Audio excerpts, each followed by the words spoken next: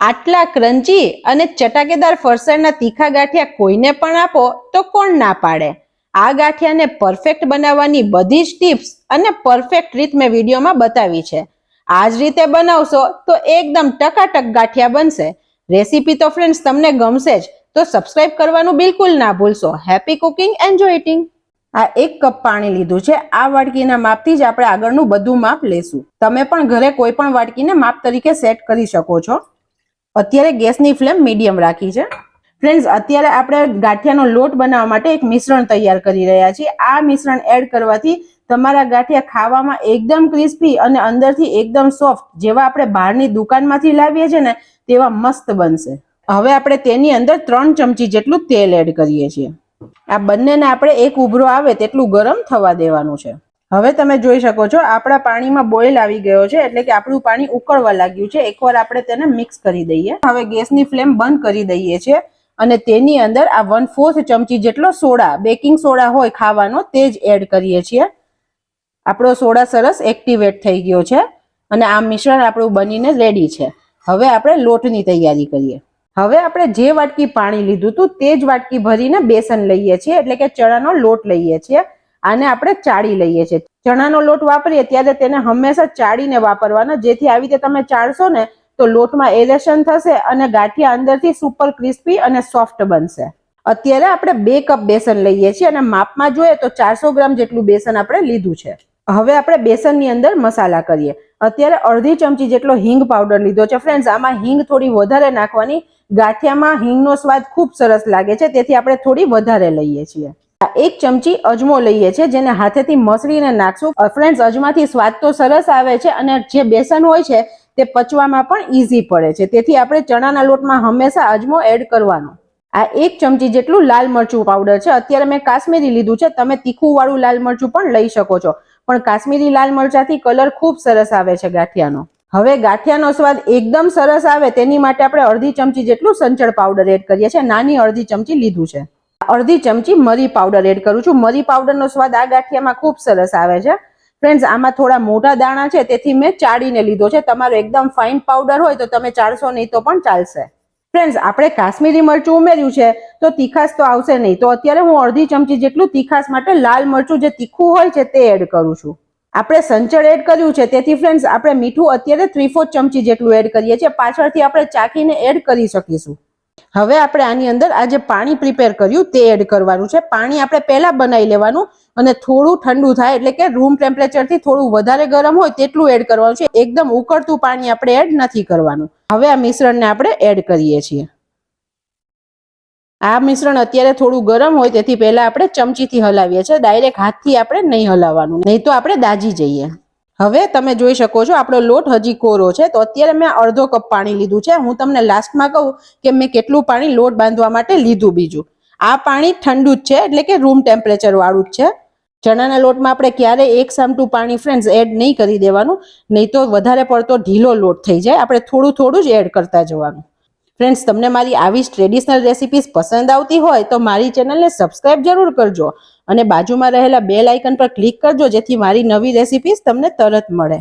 Friends, આમાં અત્યારે મેં હળદર એડ નથી કરી, કેમ કે આપણે ખાવાનો સોડા નાખ્યો છે ને તો ઘણીવાર બહુ વધારે લાલ થઈ જાય, એટલા માટે આપણે હળદર એડ નથી કરતા. જો તમારે નાખવી હોય તો પિંચ જેટલી નાખી શકાય છે, પણ ગાંઠિયાનો કલર એમ જ સરસ આવી જશે. ફ્રેન્ડ્સ, આ તીખા ગાંઠિયા સિવાય તમને ફાફડા ગાંઠિયા, વણેલા ગાંઠિયા, ચંપાકલી ગાંઠિયા, ભાવનગરી ગાંઠિયાની રેસિપીઝ જોતી હોય તો તમે મને કોમેન્ટ સેક્શનમાં જણાવી પણ શકો છો.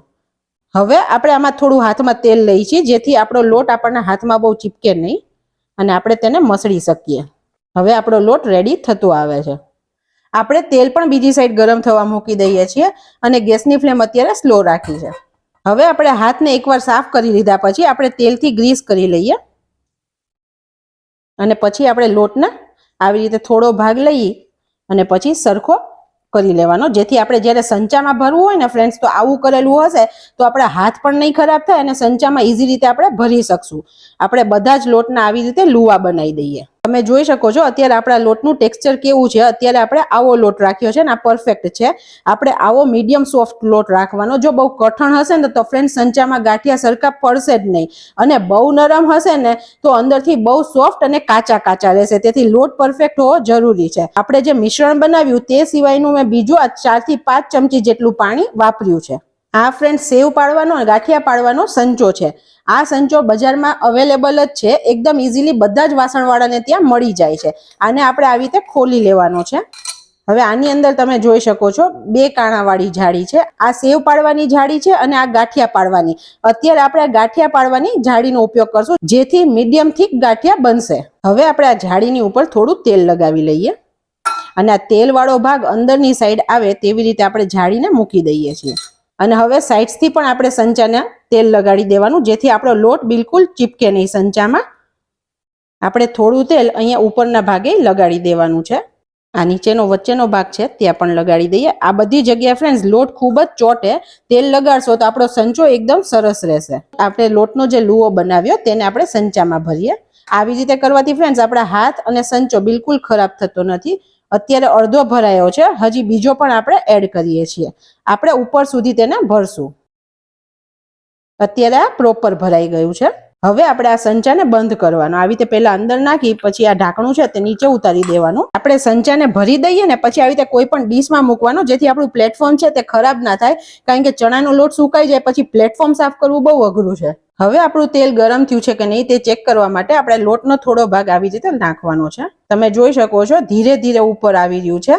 તો અત્યારે આપણું આ તેલ પરફેક્ટ છે. બહુ જલ્દી ઉપર આવશે તો ફ્રેન્ડ્સ ગાંઠિયા નાખ્યા પછી તરત લાલ થઈ જશે અને અંદરથી કાચા રહેશે. તેથી તેલનું ટેમ્પરેચર બરાબર હોવું ખૂબ જરૂરી છે. આપણે આવી રીતે પેલા મશીનથી આ દાંડાને નીચે લાવી છે અને પછી જમણીથી ડાબી હાથ ગોળ ફેરવતા ફેરવતા આપણે તેને પાડવાનું છે. આવી રીતે આપણો હાથ છે તે ગોળ ફેરવતા જવાનો છે અને પછી એકવાર આપણે રિવર્સ ફેરવવાનું છે, જેથી આ બધા સંચામાં લોટ હશે તે બધો પડી જશે અંદર. આપણે હાથ થોડો ઊંચો રાખવાનો ફ્રેન્ડ્સ, કારણ કે આમાંથી ઘણી ગરમ વરાળ આવતી હોય. આપણે હાથ વધારે નીચો નહીં રાખવાનો. અત્યારે તમે જોઈ શકો છો ફૂલ બબલ્સ આવે છે ત્યાં સુધી આપણે તેને નહીં પલટાવવાનો. થોડા બબલ્સ ઓછા થઈ જશે પછી આપણે તેને ફેરવશું. હવે તમે જોઈ શકો છો બબલ્સ બેસી ગયા છે તો આપણે આને પલટાવી લઈએ. તમારી પાસે જો ગાંઠિયા પાડવાનો જારો હોય ને ફ્રેન્ડ્સ કંદોય જેવો, તો તેનાથી પણ આ ગાંઠિયા બનાવી શકો છો. આપણે આને બંને સાઈડ સરખા તળી લેવાના, જેથી વચ્ચેથી તે બિલકુલ કાચા ના રહે.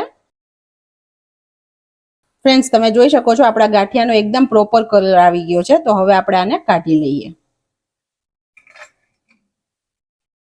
એકદમ મસ્ત ગાંઠિયા બનીને તૈયાર થયા છે. બિલકુલ તેલ ભરાયું નથી ગાંઠિયામાં. હવે આ ગાંઠિયાને આપણે તોડી લઈએ.